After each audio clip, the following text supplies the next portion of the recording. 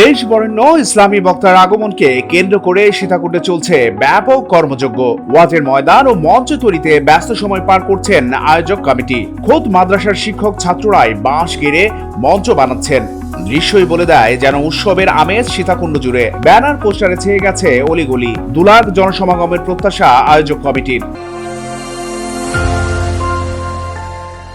দেশ বরেণ্য ইসলামী বক্তা ও খেলাফত মজলিসের আমির আল্লামা মামুনুল হক সীতাকুণ্ডে আসছেন। দেশের অন্যতম শীর্ষ এই বিশিষ্ট আলেমে দ্বীনের আগমন উপলক্ষে ব্যাপক প্রস্তুতি চলছে এলাকা জুড়ে। আগামী 29 জানুয়ারি সীতাকুণ্ডের পূর্ব মুরাদপুর মদিনাতুল উলুম ইসলামিয়া দোয়াজিপাড়া মাদ্রাসার ব্যবস্থাপনায় অনুষ্ঠিত হতে যাওয়া ইসলামী সম্মেলনে প্রধান অতিথি হিসেবে উপস্থিত থাকবেন তিনি।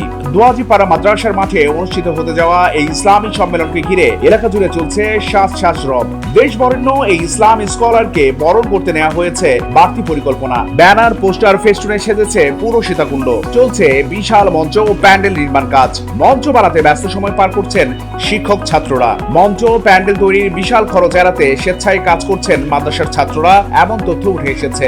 মদিনাতুল উলুম ইসলামিয়া দোয়াজিপাড়া মাদ্রাসার ভাইস প্রিন্সিপাল মুফতি আব্দুল আজিজের তত্ত্বাবধানে 250 জন ছাত্র স্বেচ্ছায় কাজ করছেন মাঠে। এই আয়োজনকে সফল করতে সীতাকুণ্ডের সর্বস্তরের মানুষ বাড়িয়ে দিয়েছে সহযোগিতার হাত। সকলের অক্লান্ত পরিশ্রমে এগুচ্ছে কাজ। সময় মতো কাজ শেষ করবার লক্ষ্য তাদের।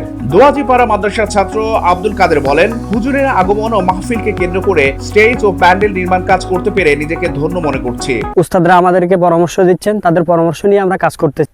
আর আমাদের শিক্ষকরা আমাদের যে অনুপ্রেরণা দিচ্ছে সেটা নিয়ে আমরা কাজ করে অনেক আনন্দিত এবং সবাই খুশি। সবাই খুশি না? এবং সবাই আমাদের মাহফিলে আসবেন।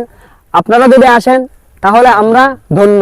স্টেজ ও প্যান্ডেল নির্মাণের দায়িত্বে থাকা মুফতি আব্দুল আজিজ বলেন, সীতাকুণ্ডের মাটিতে হুজুরের আগমন নিঃসন্দেহে আনন্দের বিষয়।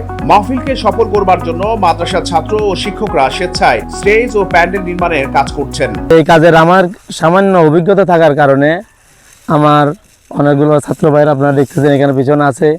অভিজ্ঞতা থাকার কারণে ছাত্র ভাইয়েরা আসে আমার কাছে বলেন, হুজুর ইনশাআল্লাহ আমরা এই বৃহত্তম কাজের মধ্যে আমরা সকলে শরীক হতে চাই।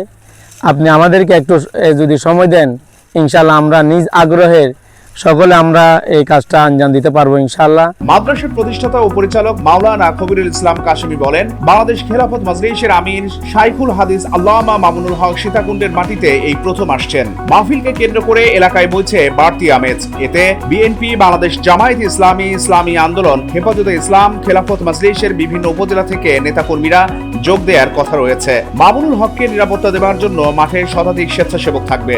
আল্লামা মামুনুল হক সাহেব দামাত বারাকাতুহুল আলিয়াকে আমরা এখানে তশরিফানের জন্য চেষ্টা করেছি। আলহামদুলিল্লাহ আমরা চেষ্টায় সফল হয়েছি। যে উদ্দেশ্যকে সফল করার উদ্দেশ্যে মহান নেতা সাহেবকে আমরা দাওয়াত দিয়েছি, উনি সদরে গ্রহণ করেছেন, এমন ওনার ব্যক্তি বিশেষরা গ্রহণ করেছেন। তার পাশাপাশি আমরা আমাদের জামাতে ইসলাম ওনাদের প্রধানদেরকে আমরা আহ্বান করেছি, ডেকেছি। ওনাদের পরামর্শ অনুযায়ী ওনাদের প্রধান থেকে ওনারা নাম দিয়েছেন, এমন আমরা ওনাদেরকে কবুল করেছি এবং ওনারা খুশি হয়েছেন। এদিকে এই বিশাল ইসলামী সম্মেলনকে ঘিরে নেওয়া হয়েছে বিশেষ নিরাপত্তা ব্যবস্থা। স্বেচ্ছাসেবীদের পাশাপাশি থাকবে আইন শৃঙ্খলা রক্ষাকারী বাহিনীর সদস্যরা। নিরাপত্তার বিষয়ে সীতাকুণ্ড থানার ভারপ্রাপ্ত কর্মকর্তা মুজিবুর রহমান বলেন, ইতিমধ্যে আমি মাহফিল স্থান পরিদর্শন করেছি। শান্তিপূর্ণভাবে যেন মাহফিলটি শেষ হতে পারে তাই আইন শৃঙ্খলা বিষয়ে পুলিশের পক্ষ থেকে সর্বোচ্চ নজর রাখা হবে। পাশাপাশি মাহফিলের ভেতর এবং বাহিরে পর্যাপ্ত পরিমাণ পুলিশ থাকবে।